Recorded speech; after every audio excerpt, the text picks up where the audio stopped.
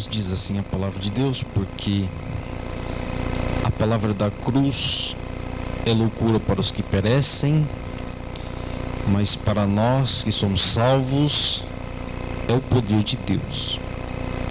Porque está escrito: destruirei a sabedoria dos sábios e aniquilarei a inteligência dos inteligentes. Onde está o sábio? Onde está o escriba? Onde está o inquiridor deste século? Porventura não tomou Deus louca a sabedoria deste mundo? Visto como na sabedoria de Deus o mundo não conheceu a Deus pela sua sabedoria, aprove a Deus salvar os crentes pela loucura da pregação. Porque os judeus pedem sinal e os gregos buscam sabedoria. Mas nós pregamos a Cristo crucificado, que é escândalo para os judeus e loucura para os gregos. Mas para os que são chamados, tanto judeus como gregos, lhes pregamos a Cristo, poder de Deus e sabedoria de Deus. Porque a loucura de Deus é mais sábia do que os homens, e a fraqueza de Deus é mais forte do que os homens. Porque vede, irmãos, a vossa vocação, que não são muitos os sábios segundo a carne, nem muitos os poderosos, nem muitos nobres que são chamados. Mas Deus escolheu as coisas loucas deste mundo para confundir as sábias. E Deus escolheu as coisas fracas deste mundo para confundir as fortes. E Deus escolheu as coisas vis deste mundo e as desprezíveis e as que não são para aniquilar as que são. Porque para que nenhuma carne se glorie perante ele. Mas vós sois dele, em Jesus Cristo, o qual para nós foi feito por Deus sabedoria e justiça e santificação e redenção, para que, como está escrito, aquele que se gloria, glorie-se no Senhor. Amém. Irmãos queridos, tudo aquilo que nós aprendemos na vida, aquilo que é passado por nós, para nós, nossos pais, os nossos aprendizados, a nossa educação, tudo isso tem a ver com a cultura a qual estamos inseridos. E cultura pode ser sintetizada em um conceito muito simples. Cultura pode ser compreendida como comportamentos, tradições, costumes que herdamos, que aprendemos de um determinado grupo social. E Paulo escreve essa carta a um lugar que já tinha uma cultura formada, que já tinha tradições, que já tinham crenças, que já tinham as suas religiões, e demonstra com esses escritos, pelo menos com os versos que nós lemos, que o Evangelho de Cristo não é que ele contém o poder de Deus, ele é o poder de Deus.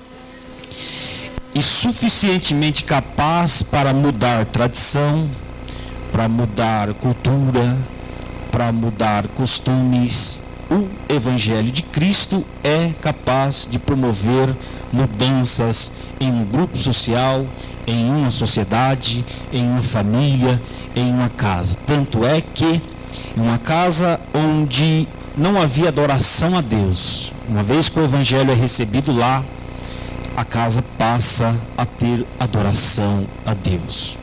Nas casas onde se tocava aqueles sertanejos, aqueles forrós, músicas que adoravam a outros deuses, a outras personalidades, quando o Evangelho chega lá, ele começa a cantar hino, ele toca louvor, porque o Evangelho é o poder de Deus para mudar cultura, tradições, costumes. E aqui nós nos deparamos com essa verdade. Ele sintetiza dizendo que o Evangelho para muitos, para o lado oposto, para aqueles que não creem, ele é loucura. Mas para aqueles que creem, é a verdade. Para aqueles que creem, o Evangelho é a salvação. Para aqueles que creem, o Evangelho é a libertação. E isto entra em confronto entre a sabedoria do alto e a sabedoria da terra, entre o saber do homem e o saber de Deus. Ele diz aqui que pelo saber do homem, do humano, jamais ele alcançaria a salvação, porque ela é loucura para aqueles que perecem. Paulo, quando passou por aqui, em Corinto, uma cidade pagã, uma cidade politeísta, que tinha muitas crenças, muita religiosidade, uma cidade grande, marítima, uma cidade portuária, uma cidade de muitos entretenimentos. Dentre eles, diz os estudiosos que havia ali um auditório musical para aproximadamente 18 mil pessoas sentadas. E as músicas que ali eram cantadas, adoradas, não eram ao Deus que nós servimos, ao Deus que Paulo pregava. Também havia naquela região jogos que competiam com as Olimpíadas de Atenas, que eram as brigas, as lutas que existiam entre os escravos. Então era uma cidade muito decadente, moralmente falando, uma cidade que prestava cultos à deusa Epafrodita e a tantos outros deuses. Ela competia ali lado a lado com Atenas. Vocês devem se lembrar que quando Paulo chegou em Atenas havia tantos altares, mas tantos altares, e dentre esses muitos altares havia um altar ao chamado Deus desconhecido. Eles tinham medo que se algum Deus lá que eles não conhecessem, não tivesse um altar, poderia trazer maldição sobre aquela sociedade. Então, de forma genérica, eles criaram um altar ao Deus desconhecido, querendo dizer, se ficou algum por aí que a gente não conheça, tem aqui, ele vai se enquadrar neste altar. E ele passa por ali para desarticular todas essas obras, e passa por ali pelo menos 1 ano e 6 meses, 18 meses aproximadamente. E deixa um trabalho grandioso, maravilhoso, e tudo isso ele fez com a proclamação deste evangelho que muda a cultura, deste evangelho que muda paradigma, que quebra paradigmas e que transforma a vida do mais vil pecador. E ele destaca, o texto destaca, pelo menos 2 povos que estão em evidência. Vocês podem verificar comigo no versículo de número 22, porque os judeus pedem sinal e os gregos buscam sabedoria. Os irmãos sabem que os judeus, que é um povo criado por Deus, é o povo de Deus, é a nação eleita, a nação sacerdotal. Como muito bem foi dito ontem aqui, Deus pega as coisas que não são para confundir as que são, e vai até Ur dos Caldeus e chama Abraão. Tudo indica que Abraão praticava idolatria naquela região, porque ali era um local apropriado para a idolatria. Abraão é tirado de lá, Deus o tira de lá, para a partir dele fazer uma nação. Só Jesus para fazer essas coisas diferentes, que sai da lógica, que sai da nossa compreensão humana.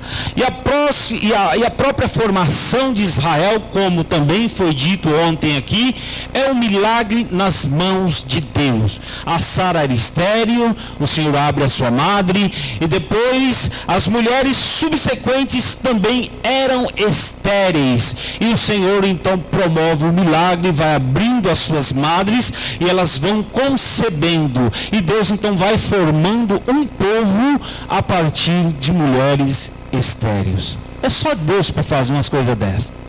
Eu vou pela lógica, eu vou pela matemática, mas Deus faz uma conta inversa que eu não entendo, e de vez em quando Ele faz isso comigo, Ele faz com você, mas não podia ser mais fácil, não podia ser mais tranquilo, mas é assim mesmo, irmão. Deus trabalha no andar de cima, com os pensamentos de cima. Diz o profeta que os pensamentos do Senhor são mais altos, são mais altos, são mais altos. Nós não compreendemos, nós não entendemos, mas Ele trabalha a partir da sua vontade.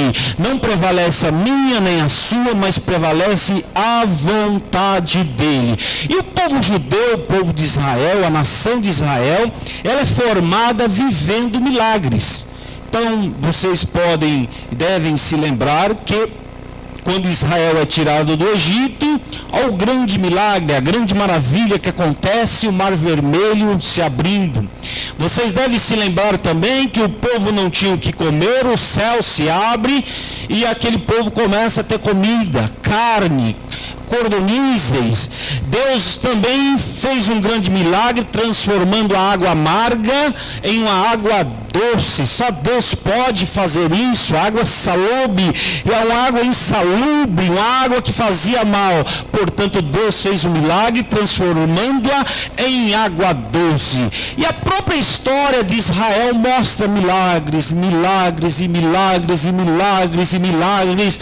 Mesmo depois, na divisão dos reinos, Judá e Israel vivem de milagres. E Paulo diz aí, porque os judeus pedem sinal. Vocês se lembram que mais tarde Jesus disse a eles que queriam um outro sinal, de que de fato ele era o Messias. Ele diz: não lhe será dado outro sinal, a não ser o sinal do profeta Jonas, que pregou, e que aquela nação ruim, que aquela nação difícil se converteu ao evangelho, à palavra que lhes fora pregado. O resultado então foi que o juízo divino foi retirado de Nínive. Mas Israel foi criado debaixo de milagres. E aqui então ele seleciona esses dois tipos de cultura, uma cultura, um povo, o povo judeu, que gostam de sinais, que gostam de maravilhas, que gostam que os seus pregadores façam grandes sinais e grandes maravilhas. Por outro lado, tem a outra cultura gentílica, que são os gregos, que buscam a sabedoria. Atenas, capital intelectual da época, do saber, da filosofia, onde tinha um areópago, onde se juntavam pessoas nas praças para discutirem coisas, e discutiam e pensavam os grandes pensadores gregos da época, Aristóteles, Platão, Sócrates, todos grandes pensadores, porque a cultura grega, a cultura gentílica, buscava respostas para as coisas da vida, e muitas das vezes, na maioria das vezes, não encontravam, porque a sua sabedoria era uma sabedoria humana, limitada. Por mais inteligente que você seja, você não sabe o que está acontecendo ali na rua Conselheiro Furtado nesse exato momento. Por mais sabedor das leis que você por mais que você tenha conhecimento das leis, você não sabe de todas as coisas. Um juiz, quando vai julgar uma causa, ele julga pelo que está no processo, mas no íntimo, no fundo, ele não sabe qual que é a lide, onde surgiu ou por que surgiu aquela lide, porque tudo está baseado na sabedoria humana, e a sabedoria do homem não responde todas as coisas. Enquanto os judeus buscavam um sinal, os gregos buscavam o saber. Era a competição de quem sabia mais, era a competição de quem fazia mais conta de cabeça, era a competição de quem mais conhecia sobre o ser humano. Mas eram conhecimentos que não resolviam o problema. Mas Paulo chega a este lugar e apresenta a eles uma coisa totalmente antagônica, totalmente oposta, que é a loucura. Eu vos apresento a loucura. O judeu pede um sinal, o grego estuda, mas não responde. Mas eu vos trago uma coisa que responde, que é a loucura do Evangelho, que é a pregação do Evangelho que muda a cultura, que muda as situações, que muda o homem que está em dilema, que não sabe o que fazer, ele dá a direção. Então ele começa a apresentar a essas pessoas o Evangelho, que é sabedoria de Deus, que é a sabedoria do alto, que é o poder de Deus. Ele chega a dizer que o Evangelho não contém o poder, ele é o poder de Deus. Portanto, o homem e a mulher que se rende ao Evangelho de Cristo, não tem como ele ficar da mesma maneira. Se de fato ele creu, há mudança, porque o Evangelho é poder para mudar. O Evangelho pega a rocha e esfarela ela de um jeito que ela se torna pó. Assim é o poder do Evangelho quando entra em nós. Nosso coração duro, ele vai moendo,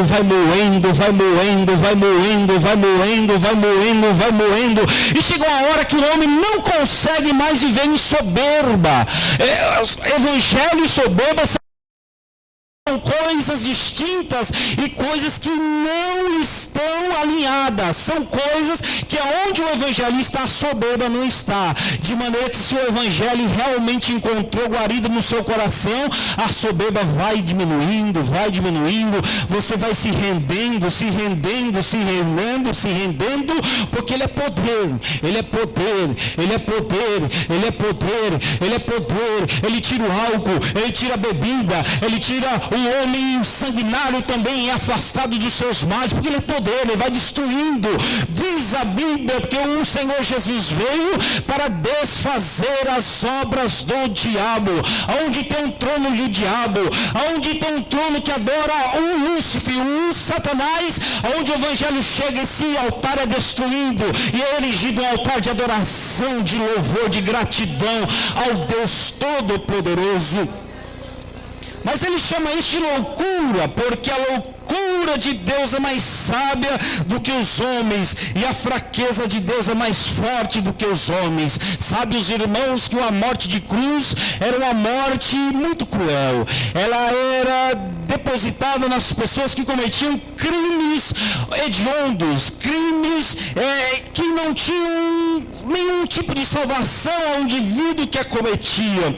Mas por isso que Jesus veio, e o texto chama isso de fraqueza de Deus, a fraqueza de Deus, a morte de Deus na cruz, a morte de Jesus na cruz, por mais fraca, por mais horrível que ela seja, ela é mais forte do que a sabedoria dos homens. O Cristo ali pregado, com seus braços abertos, morrendo por nós, demonstra muito mais sabedoria do que os homens nas faculdades, com os homens que pensam, com os homens que se debruçam a estudar, porque a loucura de Deus é mais sábia do que os homens, e a fraqueza de Deus é mais forte do que os homens. Porque vede, irmãos, a vossa vocação, que não são muitos os sábios segundo a carne, não fomos chamados porque somos, fomos chamados porque não somos.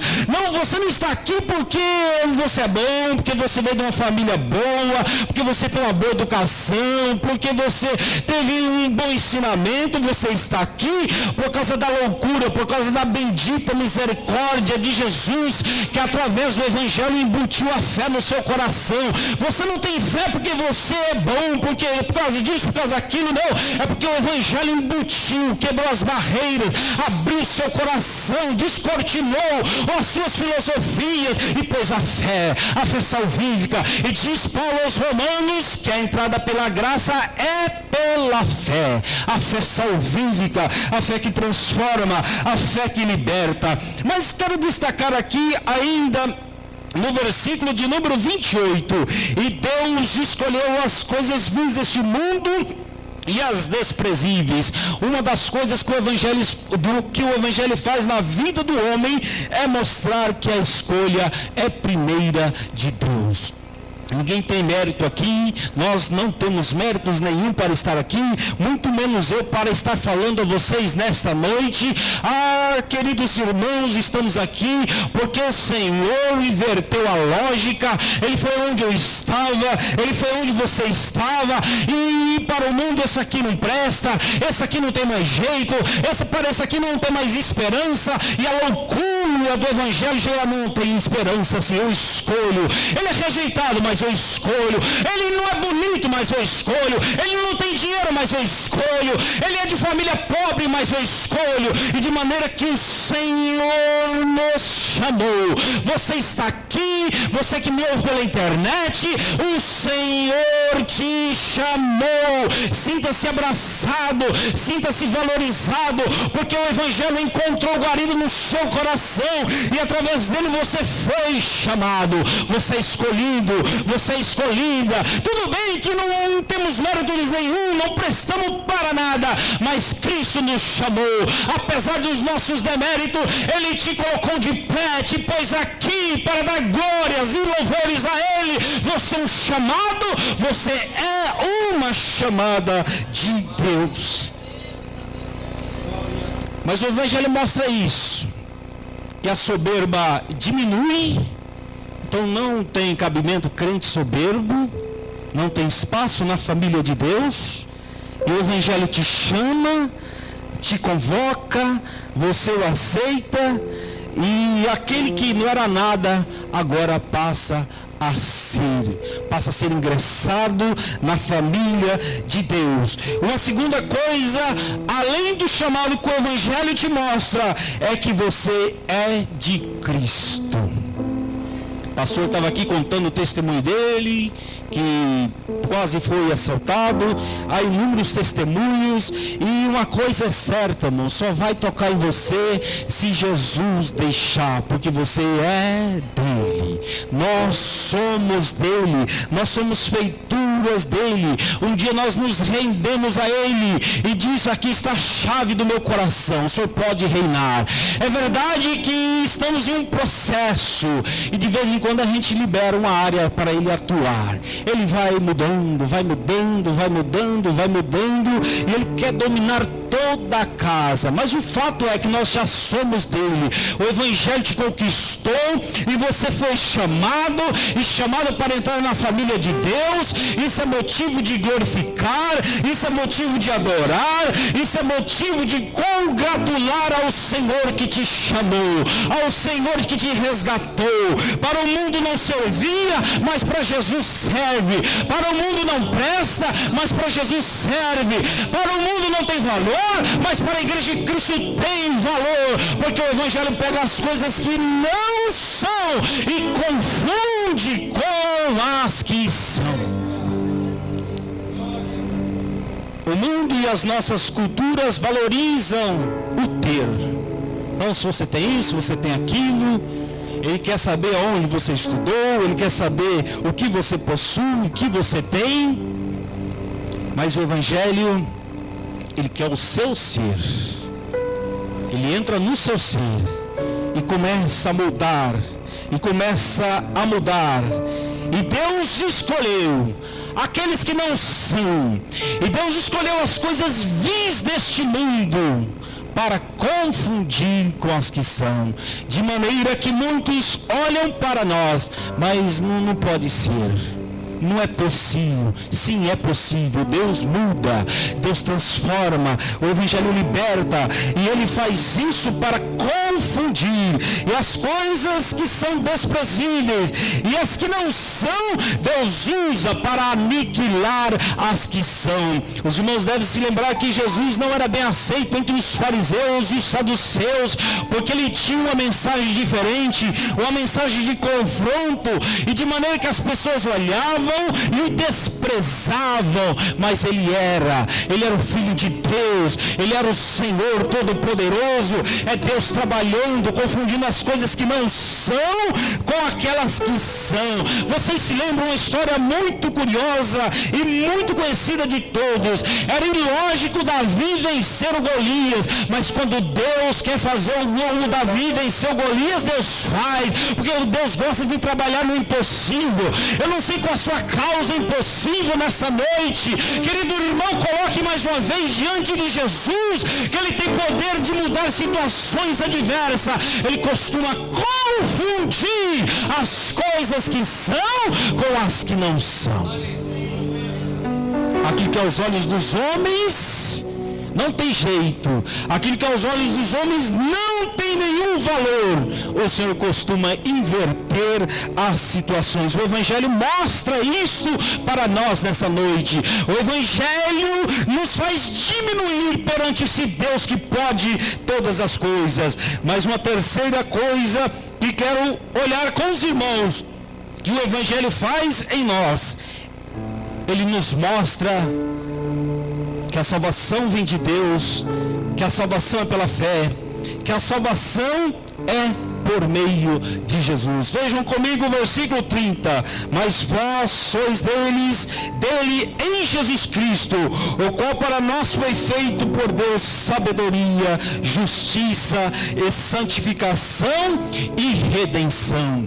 Está aqui expresso as três fases, ou os três momentos da nossa salvação: o nosso passado, o nosso presente e o nosso futuro.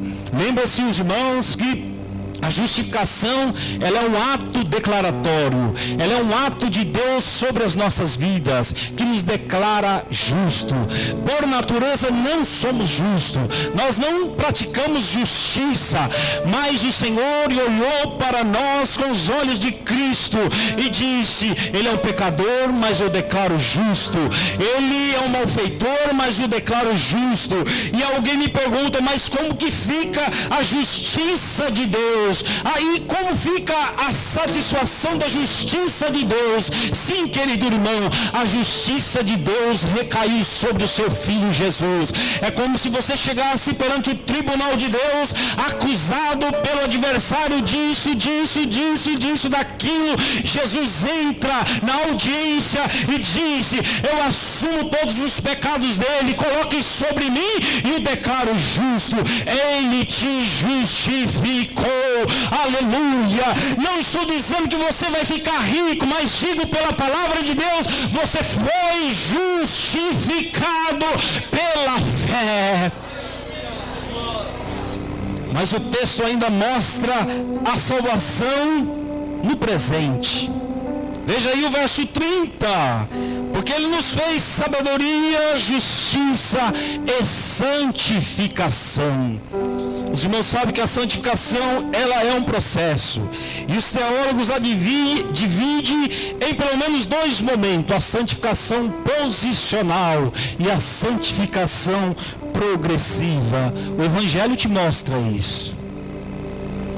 O homem soberbo, aquele homem que está com o coração que tinha ídolos, esses ídolos começam a sair do seu coração, e ele percebe que a salvação é inteiramente em Cristo, de maneira que Cristo o justificou, que Cristo o santificou. Por que você pode dar glória a Deus? Porque Ele te declarou santo. Por que você está aqui nessa noite rendido? Porque Ele disse que você é santo. Ele te colocou na posição de santo.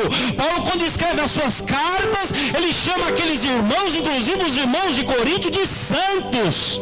Mas esses homens não eram pecadores? Sim, mas eram homens que foram santificados posicionalmente pelo Evangelho de Cristo. Querido irmão, que alegria, que gozo profundo, que bênção inaudita é ser declarado santo.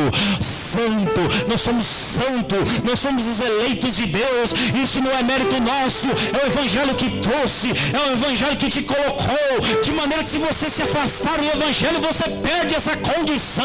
Mas nessa noite, rendidos estamos ao Evangelho de Cristo, que nos declara justo e que nos declara santo, santo, santo, santo e santo.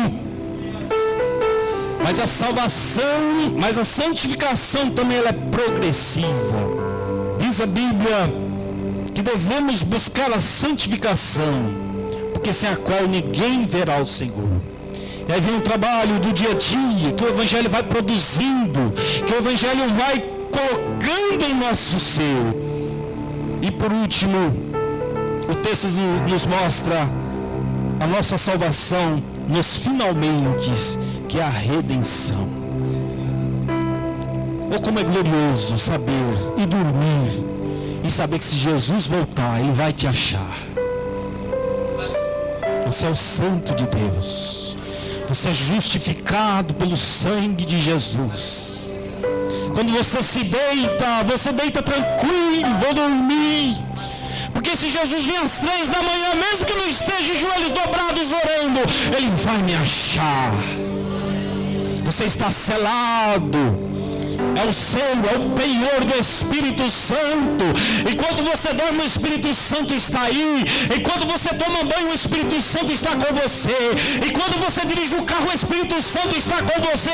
Você está selado, você está marcado. Você é justo, você é santo. Você é a santa de Deus. De maneira que Ele vai consumar a redenção.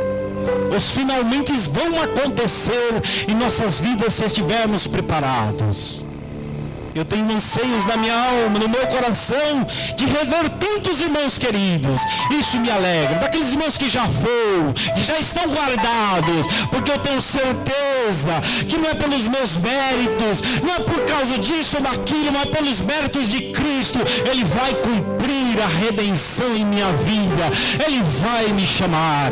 Ele vai te chamar pelo teu nome, um nome novo, um nome criado, um nome que Ele vai colocar em você, aleluia, e naquele dia Ele consumará a obra da redenção na sua vida, de maneira que, diz o texto, se alguém tem que se gloriar, glorie no Senhor. O Evangelho te mostra isso, que você é chamado, que você é herdeiro, que você é justo, que você é santo. Oh, bendito Deus! E que você é o remido, que a redenção ocorrerá na sua vida. De maneira que se alguém tiver se gloriar, nem pelo que tem, não é pelo que você é, mas é pelos méritos do nosso Salvador. Se alguém tem que levantar as mãos e adorar, adore ao Senhor. Se alguém tem que abrir os seus lábios para louvar, louve ao Senhor. De maneira que se alguém tem que prestar cultos, cultue ao Senhor. Aquele que se glorie no Senhor por essa dádiva, por esse dom tão perfeito, tão bendito, tão glorioso, tão maravilhoso, que quando Ele nos chamar, estarão lá os congregados. E aí independe se você veio da família pobre, se você veio da família rica, todos estarão lá, juntos, para todos sempre adorá-lo. Isto o Evangelho te mostra. Que esta simples meditação fique no seu coração. Vá para sua casa pensando no que o Evangelho produz em sua vida. Deixa ele trabalhar. Deixa ele mudar o que precisa ser mudado. E se você tem que se gloriar, glorie-se no Senhor, que é aquele que pode e que faz todas as coisas. Que Deus abençoe em nome de Jesus.